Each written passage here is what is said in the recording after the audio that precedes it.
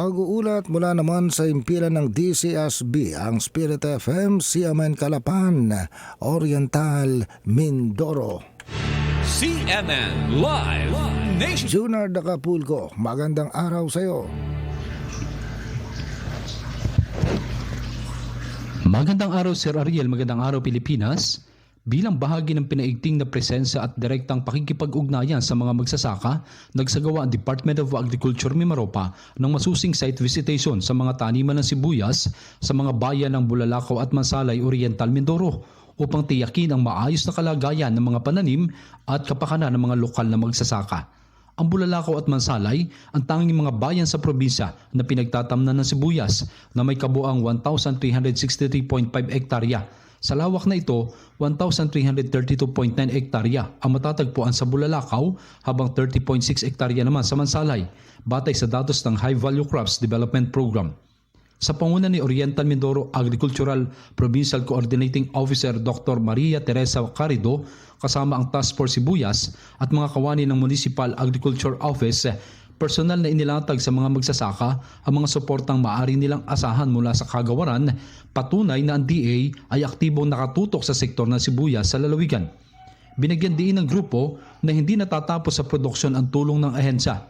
Tiniyak ng DA Mimaropa ang aktibong pakikipagtulungan sa mga magsasaka para sa market matching ng kani-kanilang ani.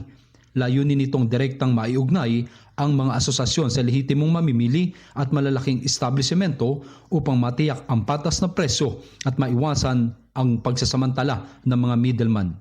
Ang hakbang na ito ay bahagi ng estratehiya ng ahensya upang masiguro na ang pagod ng mga magsasaka ay magbubunga ng sapat at makatarungang kita.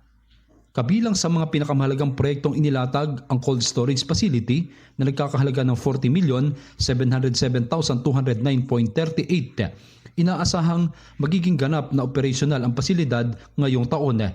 Matapos makompleto ng kooperatiba ang mga kinakailangang dokumento para sa kaukulang permit.